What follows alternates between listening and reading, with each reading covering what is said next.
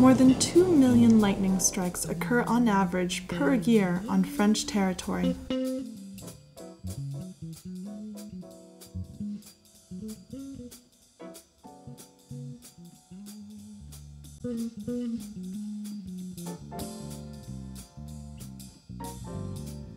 They constitute a real risk for all humans and building structures.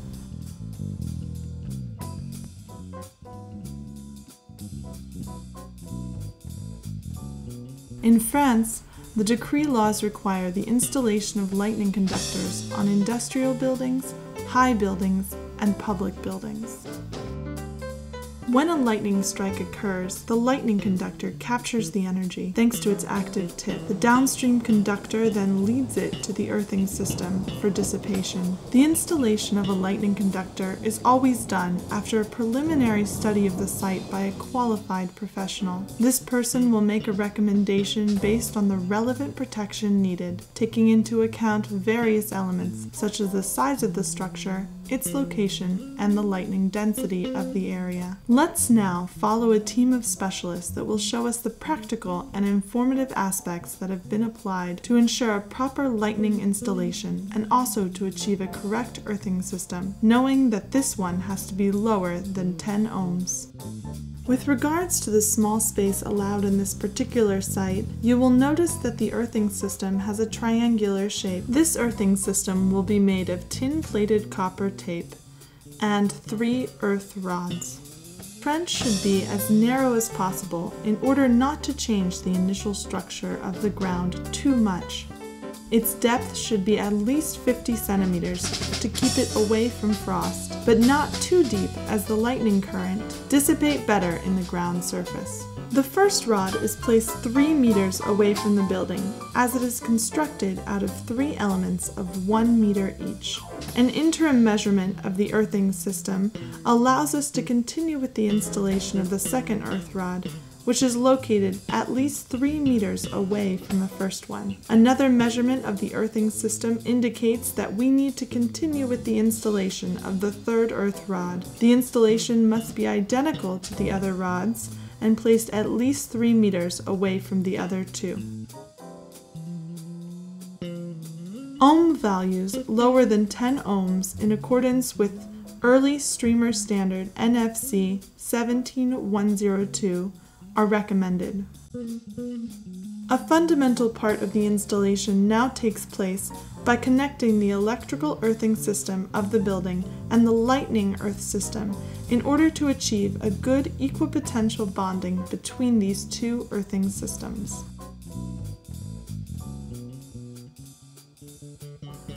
We now use a rope connected to a tape drive to position the flat conductor on the roof. Install the roof fixing accessories, 3 per meter. Clip the tape onto the studs fixing accessories and the wall. To route it over the parapet, the following bending shapes need to be achieved.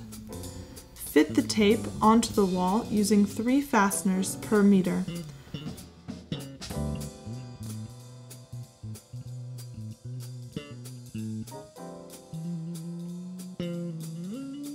These operations must be carried out by an approved installer according to the strict rules of security.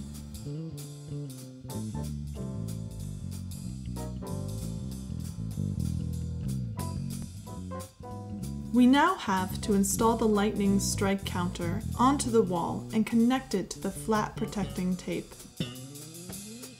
We also have to connect all the down conductors to every metal part connected to the ground in order to avoid any flashover. Place the inspection earthing pit into the ground and connect the down conductors to the earthing system. Insert the test coupling in order to isolate the earthing system from the rest of the installation while taking measurements. Connection in the earthing pit is completed between the building's electrical earth and the lightning's earth system.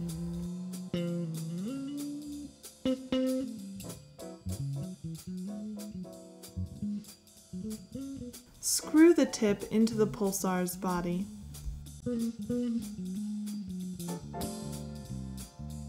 screw the pulsar's head onto the mast and tighten the screws.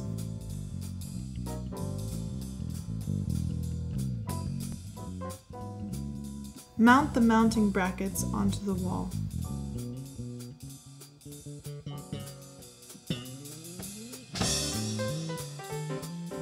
Attach the lightning conductor to the mounting bracket.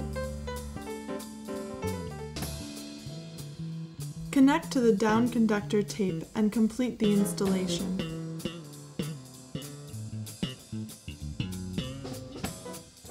Fill up the trenches. The lightning rod is now fully installed.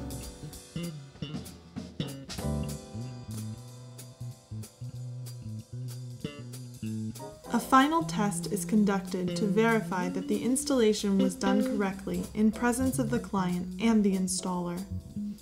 Remove the test coupling to be able to conduct the earth measurement and indicate this value on the conformity certificate. The NFC 17102 standard requires that all sites protected by early streamer emission lightning rods must be verified on a continuous basis. It is recommended that a maintenance contract be signed between the customer and the authorized installer to facilitate this approach.